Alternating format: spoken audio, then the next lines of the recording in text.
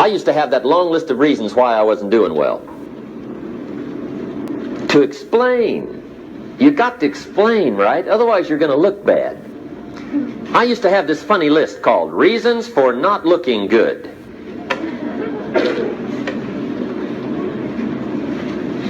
I used to blame the government. I mean, you can believe that or not. It was at the top of my list. I had a lecture second to none. The government. That was on my list. I used to blame taxes. Look what you got left after they take everything. And they expect you to do well. That was on my list there. Prices, that one's easy, right? You walk into the supermarket with $20, come out with a little half bag. So I had that on the list. I used to blame the weather. I blamed the traffic. I used to blame my car. I blamed the manufacturers. I used to blame the company. I blamed company policy. I used to blame the training program. I blame my negative relatives. They were always putting me down. I blame my cynical neighbors. They're just selfish, looking out for themselves. Won't loan you money? They were on my list.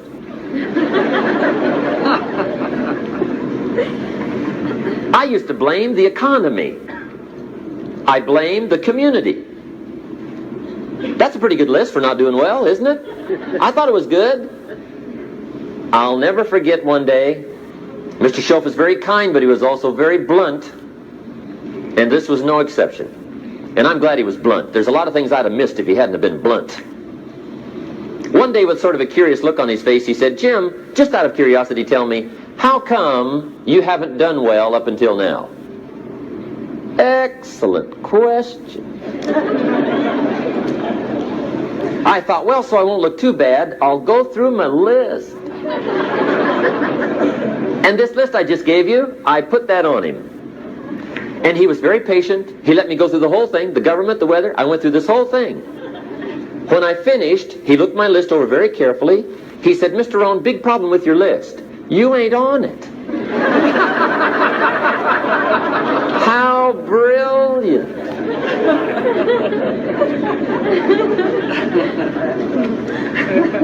When I went to work for him a few months later, I learned very quickly to tear up my list, reasons for not doing well, and I threw it away. And I got me a fresh piece of paper. And I put one word on it.